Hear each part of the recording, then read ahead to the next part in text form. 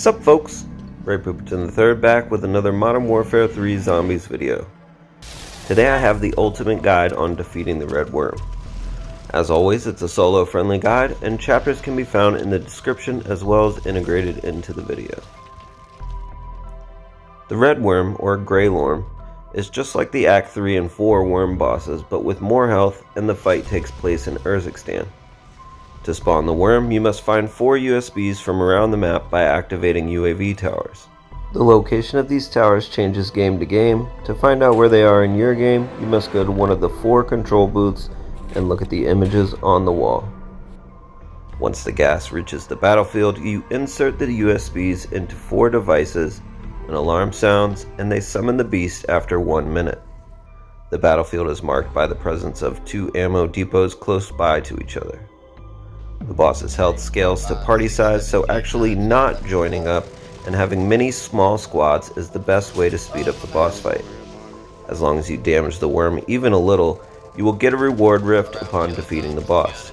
I tested this solo with a separate team of 5 or 6, barely fired half a clip into the worm and then focused on crowd control, and I still received rewards.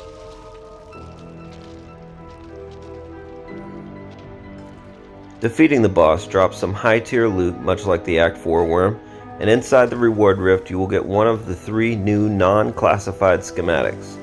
They are the Scorcher plans, the triple pack crystal plans, and the legendary ether tool plans.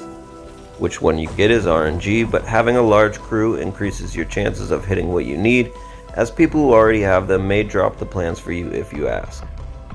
On top of the pile of loot and reward rift, it spawns a portal you can exfil from.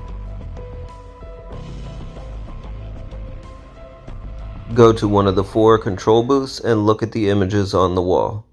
Take a screenshot or just remember your 4 locations. I used the cheat sheet on screen when I first started. There's a link to the original post by Reddit user DarkDrifter318 in the description. It showed every location except one with a line to its photo. I've added the missing one in as well on the one on screen. You can also use the interactive map on wzhub.gg for this to get more precise map pings. If running co-op, you can split the towers up and each hold a USB or 2 to have as much room in your backpack for helpful loot for the boss and to be more efficient with time. You can also think about tombstoning and grabbing the USBs in a separate game than the one you attempt the boss. This will allow you to have an extra game to earn cash, as well as give you a full match to build more cash and resources without having to worry about the USBs.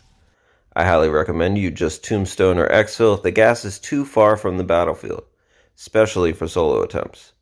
The further it is from the battlefield, the less time you'll have to beat the worm, and you need all the time you can get solo.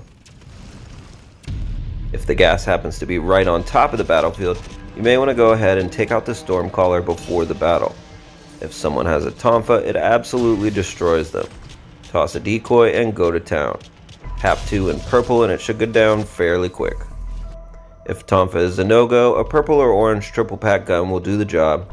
Deadwire will help as disciples are weak to electricity. You can just take them out from outside the gas at a distance.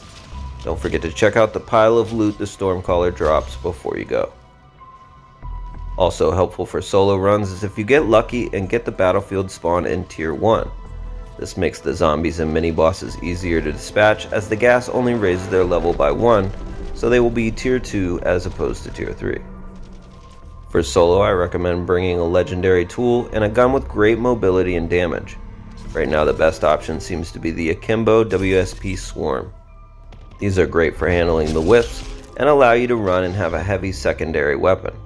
For secondary, I suggest either an RGL, Wonderwaff, or an orange full auto weapon from the wall in Zone 3. The Holger 556 is probably the best option, but almost all the ARs and LMGs are viable options. Obviously the gun you're using to kill the worm should be triple packed and as rare as possible. For solo, I also recommend running an ether blade and golden armor. Having a dog can save some self revives and distract zombies and bosses. Dog bones, ether blades, and golden plates are all gotten from the dark ether, so go in and stock up before your red worm runs. If you need help mastering the dark ether, check out the guide on screen now. Decoys can also be good to have to keep the zombies off you while you fire away, and experimental gas grenades do pretty good damage to the worm and will cause the worm to resurface when tunneling. Sentry guns and airstrikes can help to manage the zombies and mini-bosses. I've heard that having more than 30 sentries out can make the game unstable and crashes more likely, so keep that in mind if there are a lot of people fighting the boss. If running co-op, a triple-packed orange wall buy and fists for running works fine. Having golden armor, the ether blade, and a dog certainly helps, but it isn't 100% necessary. Having a durable gas mask is vital. I like to even buy a spare. Sometimes the worm will eat you on the way to hit an ammo depot to repair it, and it cracks before you can get there. The rest of your backpack space should be self-revs. In co-op, running healing aura can be very clutch and can help save revs. For solo, energy mine can help with zombies and mini-bosses, and ether shroud can give you some extra time to blast away at the worm. If you don't have golden armor, frenzied guard can help with armor, but that and healing aura refill very slow. If you are running solo, I recommend looking for a tier 2 buy close to the battlefield. Bring a car to the fight area, and once the gas covers the devices and you put all 4 USBs in, hop in the car and hit the shop for more revs and or kill streaks. Then book it back for the fight. If you get the stadium battlefield, make use of the bleachers. The zombies and bosses will take a while to climb up, and it will help keep them in your field of view. Sentries work great up here. It can be a little finicky to place though.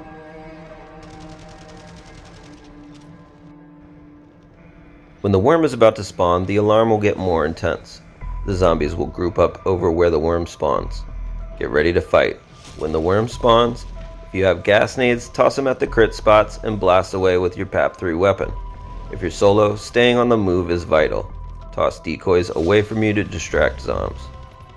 The worm has 5 attacks: wisps, laser, Hulk smash, the gas spit, and tunnel. The wisps and the tunneling are the only times you should stop firing at the worm. Time is the enemy here, and the more time shooting at the worm the better. When the worm releases wisps, focus fire until they're gone. If the laser hits you while you're unplated, it will insta-down you. When he's about to smash attack, the screen will go dark. If the smash attack hits you dead on with the head, he will eat you. Fire away in the mouth while spamming the parachute button.